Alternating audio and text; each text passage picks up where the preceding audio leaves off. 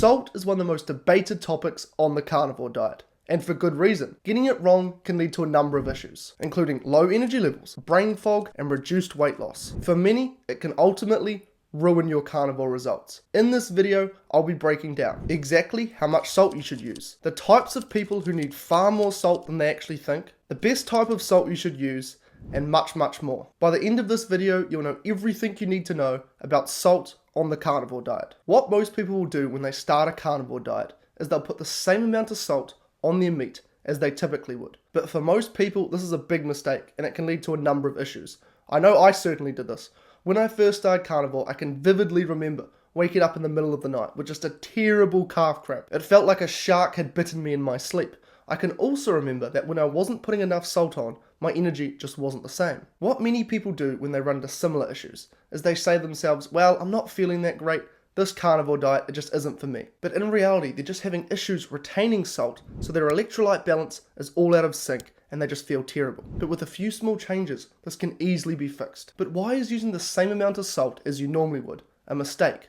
Well, there's two reasons. When you consume a diet high in carbohydrates, such as a standard American diet, you get a lot of blood sugar spikes. To bring your blood sugar back down, another hormone called insulin is released. This is the primary job of insulin. Having elevated blood sugar is toxic to humans, so it signals to our cells to take in this sugar. Make no mistake about it, having less blood sugar spikes and therefore less insulin is generally a very good thing. But insulin also has another job, which is to help our kidneys retain electrolytes. Salt is a combination of two electrolytes. 60% of salt is chloride and 40% is sodium. So you retain a lot less of these electrolytes when starting out.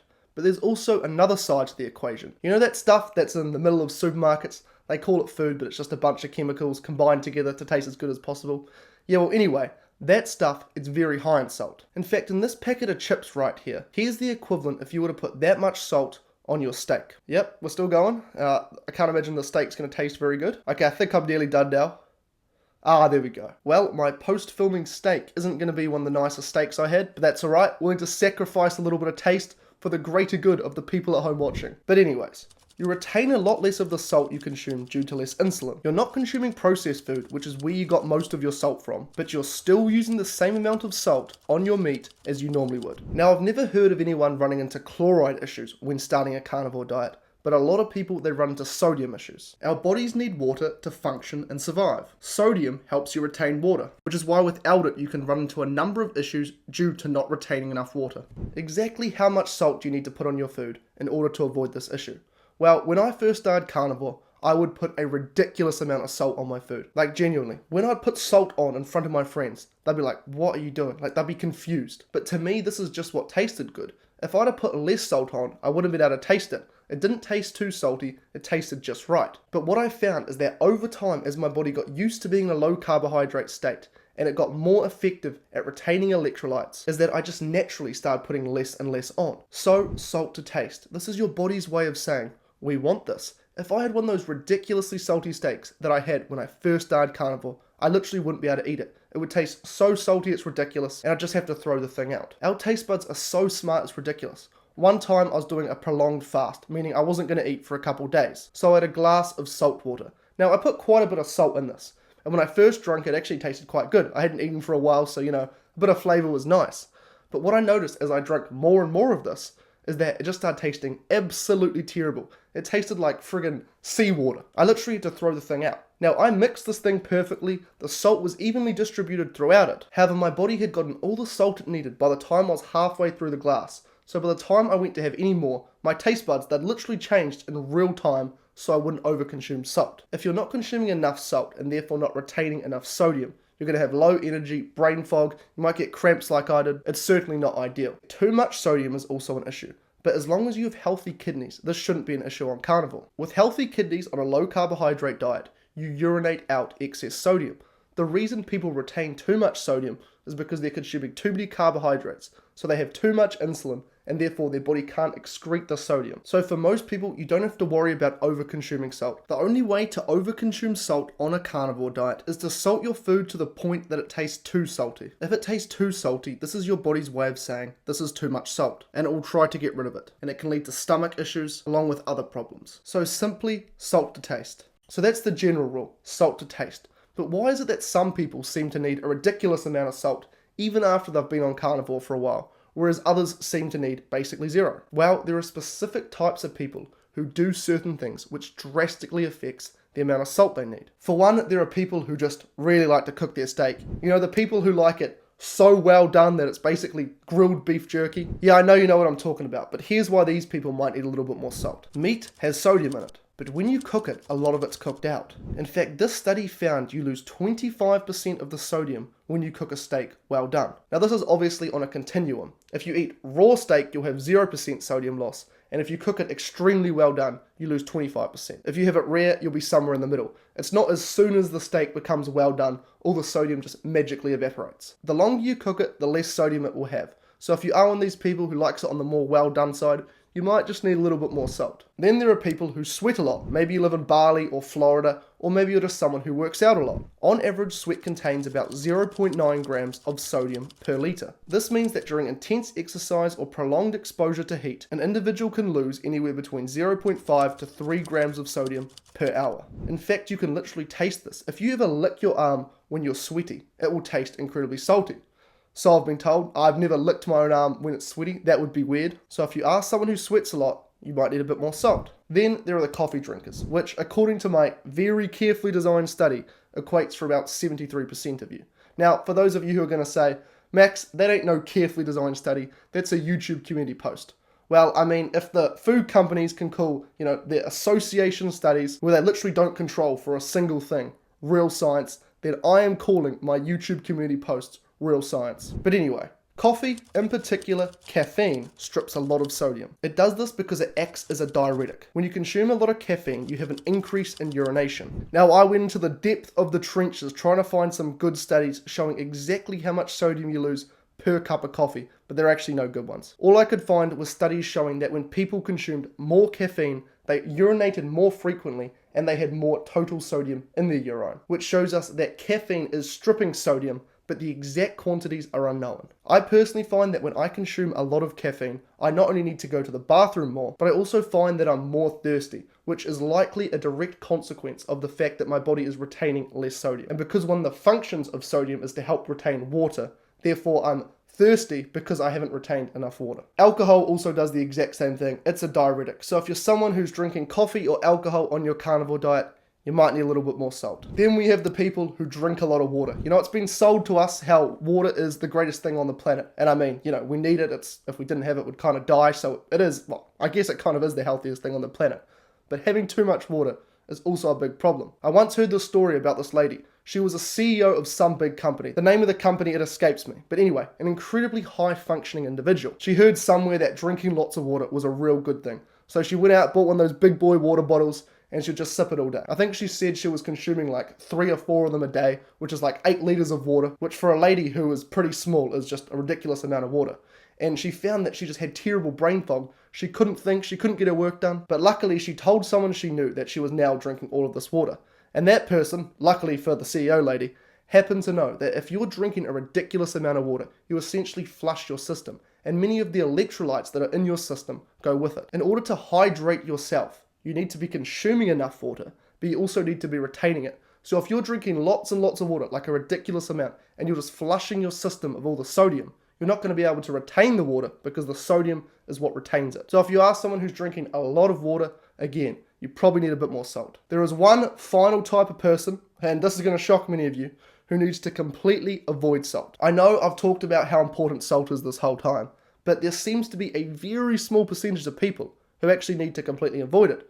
For example, this is what happens to my friend Bella when she consumes any salt at all. How do I feel when I do add in the salt? I feel more tired. I feel more lethargic. I feel like I'm not sleeping well. I don't feel like I'm getting a good quality REM sleep where when I wake up in the morning, I have this vibrant energy. I truly feel well rested. When I eat salt, I don't feel well rested when I wake up in the morning. And I also feel like throughout the day, the energy doesn't really quite pick back up to normal baseline. In the past, you've mentioned you retain more water when you consume salt too? Visually, yes. When I eat salt, I feel my eyes become a lot more puffy. I also feel like even my ankles get a lot more puffy as well. That is definitely something I notice as well. But why is it that some people need absolutely zero salt?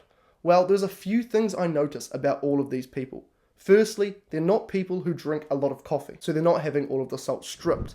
But the second thing, which I think is the most important factor, is that they're very long-term carnivores. Because their body is now just so used to a low carbohydrate state and the less insulin that comes with being in this low carbohydrate state, their body is just so well adapted at retaining sodium that they get all the sodium they need from meat. Because these people are just so used to this state, not only when they eat the meat itself does it taste incredibly salty, which again goes back to my first point, salt to taste, but in the case of Bella, because she now has too much sodium in her system, she just retains too much water and just feels all bloated and yuck. So in some rarer cases, if you've been on carnivore for a long time and you're not part of any of these groups, you may actually need to reduce your salt even down to 0, but for the vast majority of people, it's much more likely that you're consuming not enough salt than you are consuming too much salt. Now, before we get into the great question of which is the best type of salt, might be the most important question, we need to just, counter the vegans real quick. A lot of people like to say, well, a carnivore diet should contain everything you need. If our ancestors truly ate this way, meat would have everything and we wouldn't need to, supplement with salt. Well, there are a couple of good reasons for this. If you ate a carnivore diet for your entire life, your body would never have gotten used to having these high insulin levels. It would be super used to being in a low carbohydrate state, and you would retain enough sodium from the meat alone, which is why we see many long-term carnivores need 0 salt. But on top of that, the water we used to drink would have been a lot higher in sodium. You see, we used to drink from freshwater streams. In these streams, they would run down rocks. These rocks are super high in many different minerals, all the electrolytes, including sodium. So the water we used to drink would have been a lot saltier than it is now. Well, I shouldn't say a lot saltier, but it would have contained more sodium than it does now. The water we drink nowadays, it's often distilled, purified. It strips all of these things from it. But anyways, it's mainly the insulin thing, but that right there is the reason why you still need salt, especially when starting a carnivore diet. Okay, so far we know that we need to salt to taste. We also know why some people need more and less salt than others, which leaves us with just one question. Which type of salt is the best? Now I'm going to keep it real with you lot. When I first started carnivore, I didn't think this was an issue at all. I'd just go out, buy whatever salt I saw. I thought, salt doesn't expire. Salt's used to preserve things. Surely all salts are the same. But unfortunately, I was incredibly wrong. This was a big mistake. In fact, it was the 3rd time I was wrong in my life, so it pains me to sit here and have to say it.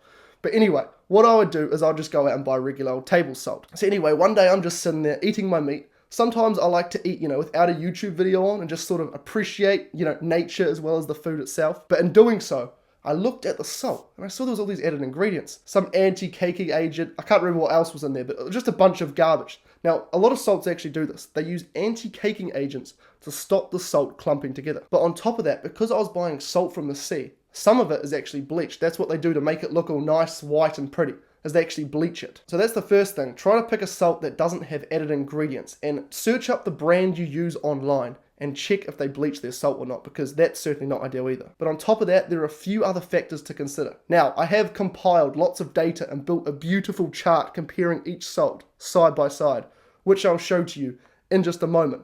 But before that, let me break down what we're looking for on this chart. Ideally, we want a salt that doesn't come from the sea. The problem with this is that, many countries and corporations decided one day that dumping a bunch of plastic in the ocean was a great idea. So now we have microplastics all throughout our sea. So when you get salt from the sea, it's usually full of microplastics. Now, there's probably a few people thinking, well, that's where salt comes from, the sea, isn't it? Where else are we meant to get our salt from? Luckily, back in the day, water was in different positions. So what we have is we have these underground salt mines, which were around before we decided to dump plastic in the ocean. So if you get salt from a salt mine, it doesn't have these microplastics. Another thing we also want is internal handling. And what I mean by that is we want one company to mine it, package it, and sell it. We don't want lots, because what happens is some companies will outsource the selling of their salt. So they'll mine it, then they'll send it to other places. And these other places can add ingredients, it can get contaminated, so it's much better if it comes from a single source. And finally, we want it to be low in heavy metals, in particular arsenic, lead, and aluminium. These things are linked to just terrible things. Arsenic is linked to cancer, lead is linked to neurological disorders, so we just want these things as close to 0 as we possibly can. Now we get to look at my beautiful chart, which I designed on a very sophisticated graphic design software, which may or may not be called Canva. Anyways, let's do this. Let's compare them all. So, first, let's look at the source. Sea salt comes from the sea. I know, I'm sure you wouldn't have guessed that. Celtic sea salt also comes from the sea. Again, groundbreaking revelations.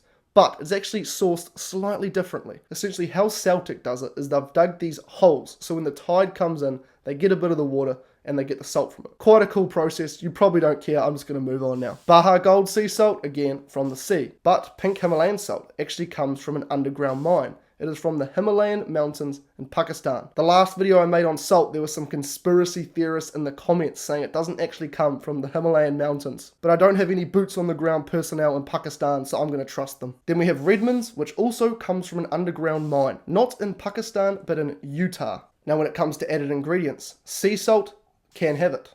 Celtic does not. Baja Gold does not. Himalayan sea salt usually does not, but it depends on the brand. Redmond's does not. The reason sea salt and Himalayan salt can have other ingredients is because they are outsourced, like we talked about earlier. Now, what about microplastics? Well, it's very hard to get exact numbers, but with all the brands of salt that come from the sea, it's very likely that they contain at least some. However, pink Himalayan salt and Redmond's contain significantly less because they're from the underground salt mines. So from a microplastics aspect, you're much better to go with Himalayan or Redmond's. But then when it comes to heavy metals, things are a bit different. Some of these heavy metals actually come from dirt. So the salts that come from underground mines actually lose out typically in this aspect. So interestingly enough, regular old sea salt actually seems to have the least heavy metals. I do want to put a very important disclaimer on this. The data from this was taken from one independent study. That's all we really have when it comes to good data on this topic at the moment. So it hasn't been replicated, but based on the best data available, this is what it looks like. But when it comes to the others, as you can see on screen now, none of them are super ideal. Notably, Celtic sea salt is very high in lead. I won't bore you by reading out every single number. If you're super interested, feel free to pause the video.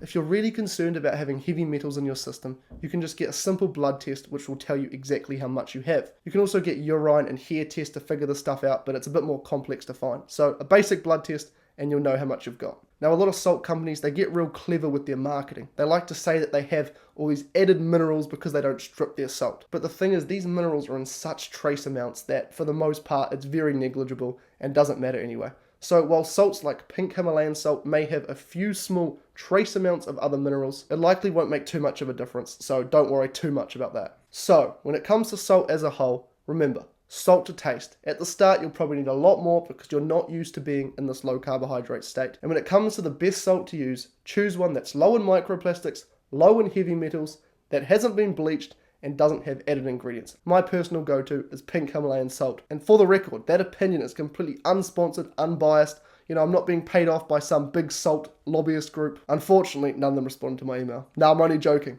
Anyways, hope you enjoyed. What a lot of people do when they have electrolyte issues on carnivore is they decide to add fruit. But this is a terrible idea. So in this video right here, I break down why you should not add fruit to your carnivore diet. Thanks for watching. See you all next time.